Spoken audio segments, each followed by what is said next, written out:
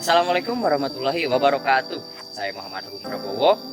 Di video ini saya bertugas sebagai host di acara podcast Suka bersama narasumber saya Muhammad Andi Ginanjar. Halo Mas Andi. Ya. Apa kabar Mas Andi? Alhamdulillah baik. Bagaimana kabar Mas Agung hari ini? Deg-degan.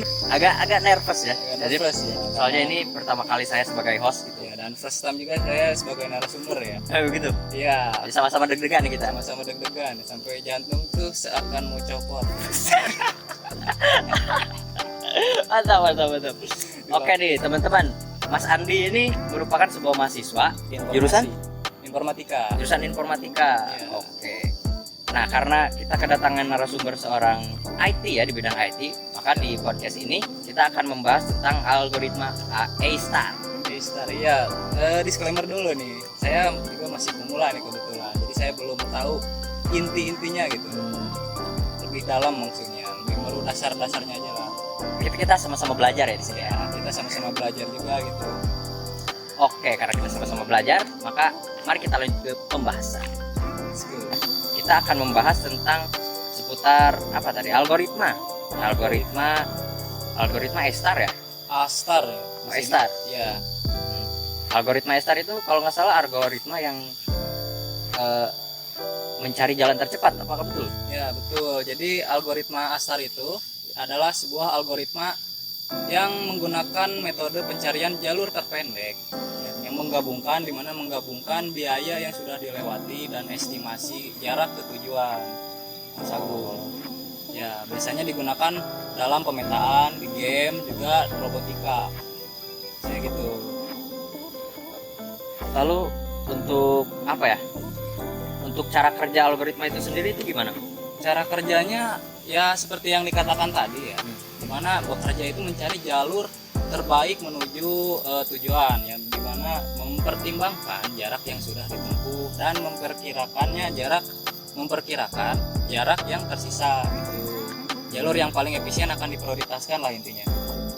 Oh, jadi intinya Cari jalur tercepat, misalkan ya mau ke suatu daerah nih, ada beberapa jalur nih. Posisi kita dimana kita pasti cari jalur tercepat gitu. betul. Ya, Oh, biar jadi cepat sampai tujuannya. intinya memperkirakan jarak lalu mengambil jalur tercepat ya begitu. Keputusan juga. Oke, jadi untuk algoritma A-Star ini jika dibandingkan dengan seperti apa di Jakstra atau apa?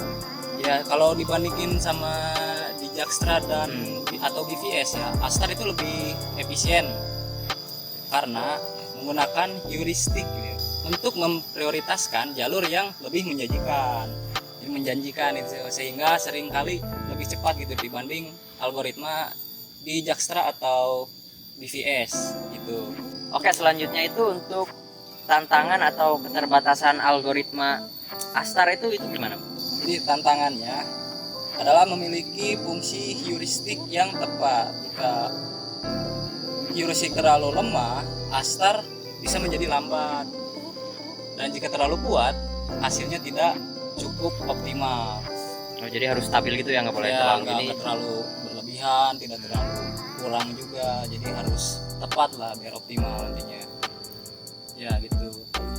Nah, selanjutnya itu bisa nggak, misalkan kamu nih Andi, Siap. apa ya, memberikan contoh lagi tentang penerapan algoritma A-Star itu sendiri di dunia nyata gitu. Kalau di dunia nyata bisa tergambar sih, dari mana contohnya nih pakai GPS nih, kita teknologi GPS di mana ada Google Maps lah. Kita mau menuju suatu tempat, ada dua jalur misalkan. Jalur yang pertama kisaran kita let's say 1 km dan jalur kedua 800 meter. Pasti kita pilih jalur yang kedua. Itu pasti cari jalur yang tercepat gitu. Intinya itu.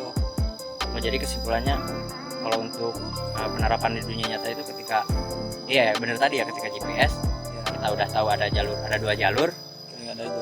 diperkirakan yang mana yang paling pendek itu yang tercepat, maka itu yang dipilih itu ya. Biasa itu yang dipilih untuk memecahkan masalahnya gitu. Oke. Oke.